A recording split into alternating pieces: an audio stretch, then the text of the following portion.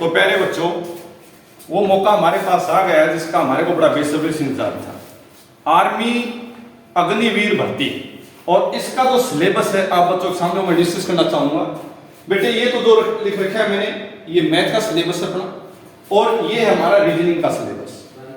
पहले क्या होता था, हमारे अंदर जो इंपॉर्टेंट होते थे सादृश्यता, वर्गीकरण, कोडिंग डिकोडिंग, दिशा दूरी, रक्त संबंध और श्रेणी, लगभग इन्हीं में से पेपर आ जाता था।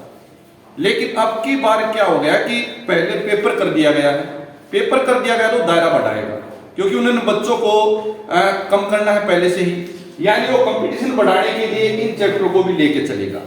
पहले जो 2017 से पहले जो पेपर हुए हैं आर्मी के, उनमें इनकी कुछ प्रश्न में से आ जाते थे।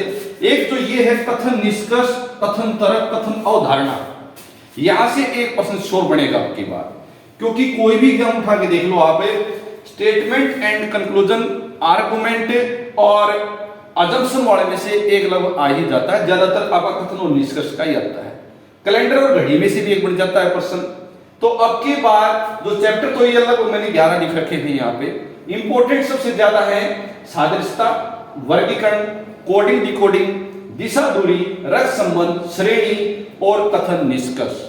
लेकिन यहां से क्वेश्चन बढ़ने के चांसेस हैं, इसलिए हम इसको छोड़ के नहीं चलेंगे, इनको भी करते हुए चलेंगे। क्योंकि जो मेरा 11 साल का एक्सपीरियंस है, मैंने जो पहले देखा है कि पेपरों में पहले यहां से प्रश्न आए हैं। एक प्रश्न आ गया था कि राम का वहां से ये स्थान है तो दाएं से ये स्थान है, तो सब कुल कितने बच्चे, इस तरह प्रश्न आ गया था आपका। अब इधर आते हैं, हम मैथ की बात करते हैं।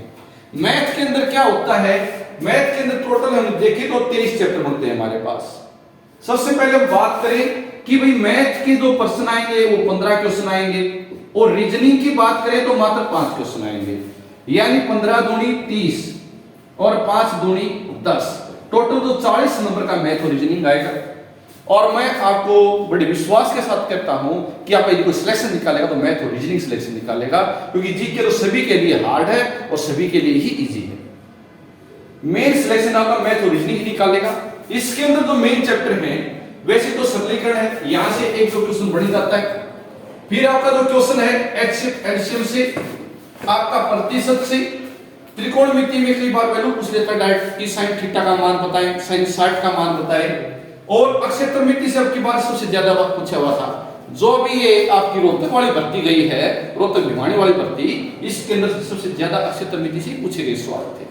उसके बाद नाव धारा है, औसत है, एपीजीपी, बहुपद है, घातांक करनी है, लघुगणक, ये जो लोगरिथम वाला है। बेटा मैंने जो मेरा एक्सपीरियंस उसमें मैंने देखा है कि 2014 से पहले शायद ही कोई पेपर ऐसा गया होगा जिसके अंदर लोगरिथम के सवाल नहीं आए, लेकिन अब लोगरिथम के सवाल इन्होंने कम कर दिए हैं।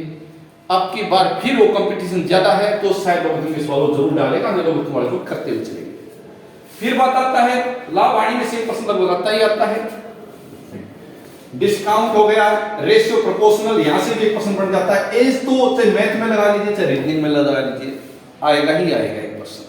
उसके बाद रेलगाड़ी है, यहां से प्रश्न बढ़ने के चांसेस, समय कार्य से भी, यानी कोई भी टॉपिक ऐसा नहीं है, आप रेलगाड़ी कहें, समय कार्य कहें, साधारण ब्याज कहें, चक्रवृद्धि ब्याज कहें, या प्रायिकता कहें, या सांख्यिकी कहें, सांख्यिकी में से कोई भी ऐसा टॉपिक नहीं जिसको हम छोड़ सकते हैं, हमारे को सारे करने ही पड़ेंगे। और बेटा एक चीज और आती थी, बात जनसंख्या वाला सवाल आता है कि भाई जनसंख्या इतने साल पहले क्या थी, इतने साल बाद क्या होगी, ये आपका चक्रवृद्धि ब्याज में आता है सवाल। यानी जो मैंने यहाँ पे आपके सामने लिखे, कोई भी टॉपिक ऐसा नहीं है जो हम ये कह सकते कि टॉपिक कमजोर है। हाँ, ये कह सकते कि ये ज्यादा इंपॉर्टेंट है, ये कम इंपॉर्टेंट है। लेकिन अब की बार कंपटीशन ज्यादा है तो आपको ये लेके चलो कि 23 चैप्टर तो आपके मैथ के बनते हैं, और आपके लगभग 11 चैप्टर रीजनिंग के हैं जो मेन है, ये तो आपको करना ही करना पड़ेगा। इसके अलावा जो कुछ बातें मैं आपको साइड बाय साइड बताता रहूंगा। इसलिए मेरी आपसे सिर्फ यही अपेक्षा है कि जितना जल्दी हो सके आप बैच को ज्वाइन करें और अपना गारंटीड सिलेक्शन लें। बेटा फिर भी यदि कोई डाउट है तो आप नीचे कमेंट बॉक्स में कमेंट करके मेरे से कंफर्म कर सकते हैं।